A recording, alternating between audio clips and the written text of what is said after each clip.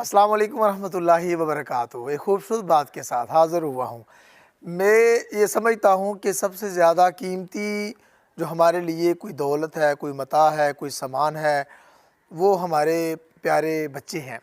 اور یہ بچے ہم ان کو آج جیسا بنائیں گے یہ ویسے ہی بنتے چلے جائیں گے۔ ان کی مثال بالکل اسی طرح ہے جس طرح ہم زمین کے اندر کوئی بیج بوتے ہیں تو وہ بیج جو ہے اس کو کیا چاہیے ہوتا ہے؟ اس بیج کو ایک زرخیز مٹی چاہیے ہوتی ہے، اس بیج کو پانی چاہیے، اس کو روشنی چاہیے، اس کو آب و ہوا چاہیے، اس کو نگہداشت چاہیے۔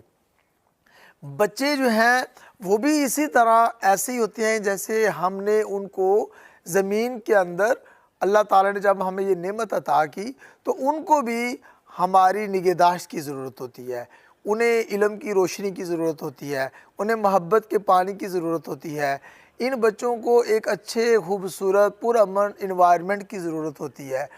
اگر ہم ان بچوں کی نگہداشت کرنے کے لیے یہ ساری ان کی ضرورتیں پوری کریں گے تو جس طرح ایک پودا پھلتا پھولتا ہے، نشو و نما دیتا ہے اور اس کے بعد اس میں پھل آتے ہیں اور وہ سایہ دار درخت بن جاتا ہے، اسی طرح یہ بچے بھی جب ان کی اچھی نگہداشت ہوگی، ان کو تعلیم ملے گی، ان کو تربیت ملے گی اور ان کو اچھا ماحول ملے گا تو یہ بھی بہت اچھی نشو و نما کریں گے اور یہ بھی ہمارے لیے ایک سایہ دار درخت بنیں گے۔ لہٰذا بچوں پہ خصوصی توجہ دیجیے۔ السلام